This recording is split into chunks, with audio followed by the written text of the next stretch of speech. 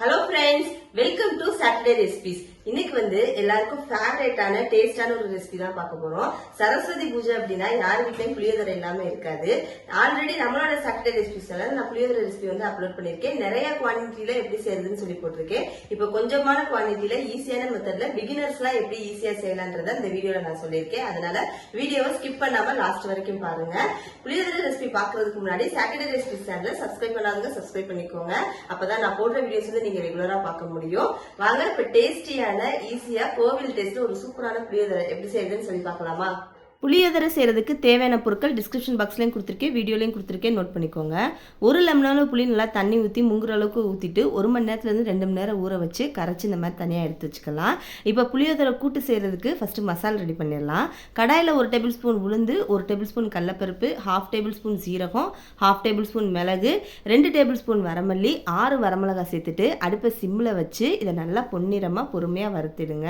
நான் ஏற்கனவே சொல்லியிருக்கேன் நிறையா வீடியோஸில், எப்பயுமே இந்த மாதிரி மசாலா பொருட்கள் வந்து வறுக்கும்போது அடுப்பை சிம்மில் வச்சு தான் வறுக்கணும். அப்போ தான் இந்த மசாலோட ஃப்ளேவர் வந்து நல்லாயிருக்கும். நம்ம ஃபுல் ஃப்ளேமில் வச்சு வறுத்தோம் அப்படின்னா சீக்கிரம் வறுத்துடலாம், ஆனால் வந்து டேஸ்ட் இருக்காது, ஒரு மாதிரி கருத்த மாதிரி வாசம் வந்து இருக்கும் அந்த ரெசிபியில் வந்து. அதனால் சிம்மில் வச்சு பொறுமையாக வறுத்து எடுத்துக்கோங்க.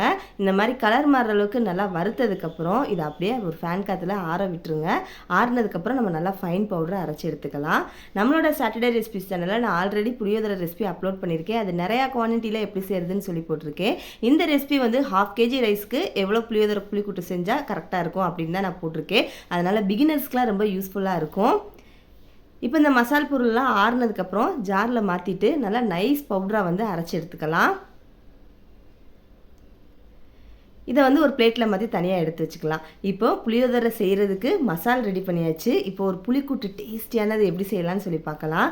கடாயில் நல்லெண்ணெய் ஊற்றிக்கோங்க. இந்த ரெசிபி வந்து நல்லெண்ணெயில் செய்யுங்க, அப்போ தான் வந்து புளியோதரை டேஸ்ட்டு சூப்பராக இருக்கும். எண்ணெய் சூடானது 1 டேபிள் ஸ்பூன் கடலைப்பருப்பு, 1 டேபிள் ஸ்பூன் உளுந்து, 1 டேபிள் ஸ்பூன் கடுகு, 50 கிராம் நிலக்கடலை ஆட் பண்ணிக்கோங்க. அதில் இருக்க தோலெல்லாம் எடுத்துகிட்டு ஆட் பண்ணிக்கோங்க. கூடவே 3 வரமிளகாயை 2ஆக கிள்ளி சேர்த்துக்கோங்க. இப்போ இந்த கடலைப்பருப்பு எல்லாமே வந்து எண்ணெயில் நல்லா வறுத்தெடுக்கணும். அப்போ தான் கடலைப்பருப்போட ஃப்ளேவரு அந்த மிளகாவோட உரப்புலாம் இந்த எண்ணெயில் வந்து இறங்கும். அதனால் நல்லா கலர் மாறுற அளவுக்கு வறுத்ததுக்கப்புறம் இது கூட 1/2 டேபிள் ஸ்பூன் பெருங்காயத்தூள், 1/2 டேபிள் ஸ்பூன் மஞ்சத்தூள் சேர்த்து மிக்ஸ் பண்ணி விட்டுக்கோங்க. இந்த ஸ்டேஜில் நம்ம கரைச்சி வச்சுருக்கிற புளித்தண்ணி இது கூட சேர்த்துட்டு நல்லா மிக்ஸ் பண்ணி விடுங்க. புளித்தண்ணியில் இருக்கிற பச்சை வாசம் வந்து போகணும். அதனால் 10லேருந்து 15 நிமிஷம் நல்லா சலன்னு இதை கொதிக்க விடுங்க. அப்போ தான் இந்த புளியில் இருக்கிற பச்சை வாசம் போகும், டேஸ்ட்டு நல்லாயிருக்கும். எப்பயுமே புளிக்கூட்டு செய்யும்போது நம்ம ஸ்டார்டிங்லேயே வந்து உப்பு சேர்த்துடக்கூடாது. ஏன்னா புளியோட உப்பு சேர்த்தோம் அப்படின்னா கடுத்து போயிடும். அதனால் புளிக்கூட்டுலாம் நல்லா செஞ்சு முடிச்சுட்டு அடுப்பை ஆஃப் பண்ண போகிற ஸ்டேஜில் வந்து உப்பு சேர்த்து மிக்ஸ் பண்ணி விடணும். ஸோ உப்பு சேர்க்காமல் நீங்கள் இந்த புளிக்கூட்டை வந்து நல்லா கொதிக்க விடுங்க. இந்த மாதிரி சலன்னு ஒரு 10 நிமிஷம் கொதிச்சதுக்கப்புறம் அரைச்சி வச்சுருந்த மசாலிலேருந்து 1 டேபிள் ஸ்பூன் மசாலா எடுத்து தனியாக வச்சிடலாம்.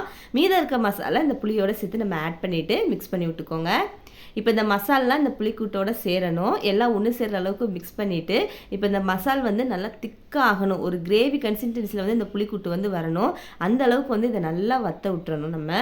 ஸோ வந்து ஒரு மசாலாம் சேர்த்ததுக்கப்புறம் அடுப்பை மீடியம் ஃப்ளேமில் வச்சு இதை நல்லா வந்து மிக்ஸ் பண்ணி விட்டு வற்ற விடுங்க. அப்போ வந்து டேஸ்ட்டு சூப்பராக இருக்கும்.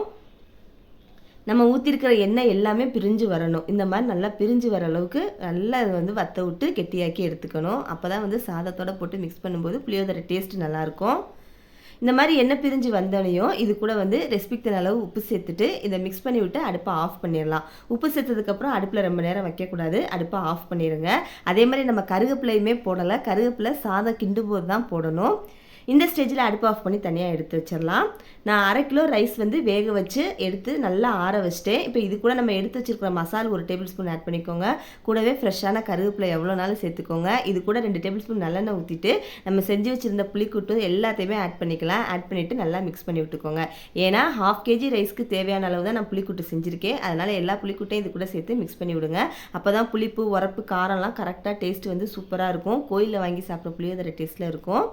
நல்லா மிக்ஸ் பண்ணி விட்டுக்கோங்க. இதில் இருக்கிற ஒயிட் ரைஸே தெரியக்கூடாது. தெரியாத அளவுக்கு நல்லா மிக்ஸ் பண்ணி விட்டு இதை ப்ரெஸ் பண்ணி ஒரு 15 மினிட்ஸ் விட்டுருங்க. 15 மினிட்ஸ்க்கு அப்புறம் எடுத்து சாப்பிட்டு பாருங்கள். டேஸ்ட்டு கோவில் நீங்கள் வாங்கி சாப்பிட்டிங்கன்னா எப்படி இருக்குமோ அதே டேஸ்ட்டில் இருக்கும். ரொம்ப ஈஸியான புளியோதரை ரெசிபி ரெடி. நான் சொன்ன மாதிரி ட்ரை பண்ணி பாருங்கள். சரஸ்வதி பூஜை ஸ்பெஷலாக உங்கள் வீட்டில் இந்த புளியோதரை ரெசிபி ட்ரை பண்ணிவிட்டு எப்படி இருந்ததுன்னு சொல்லி எனக்கு கமெண்ட்டில் சொல்லுங்கள். புளியோதரை எப்படி செய்யறதுன்னு சொல்லி பாத்தீங்களா? நான் சொன்ன மெத்தட்ல புளிக்கூட்டு ப்ரிப்பேர் பண்ணுங்க. அப்ப 1/2 kg ரைஸ்க்கு வந்து இந்த புளிக்கூட்டு போட்டு செய்யும்போது டேஸ்ட் சூப்பரா இருக்கும். கோயில்ல வாங்கி சாப்பிடுற டேஸ்ட்லயே இருக்கும். நீங்களும் இந்த ரெசிபி ட்ரை பண்ணி பார்த்துட்டு எப்படின்னு எனக்கு கமெண்ட்ல சொல்லுங்க. நம்மளோட சாட்டர்டே ரெசிபிஸ்ல இருக்கிற வீடியோஸ்லாம் லைக் பண்ணுங்க, ஷேர் பண்ணுங்க. சாட்டர்டே ரெசிபிஸ் இன்ஸ்டாகிராம் பேஜ் இருக்கு, ஃபாலோ பண்ணிக்கோங்க. நாளைக்கு வேற ஒரு நியூ ரெசிபிஸ்ல உங்களை பாக்குறேன். தேங்க்ஸ் ஃபார் வாட்சிங்.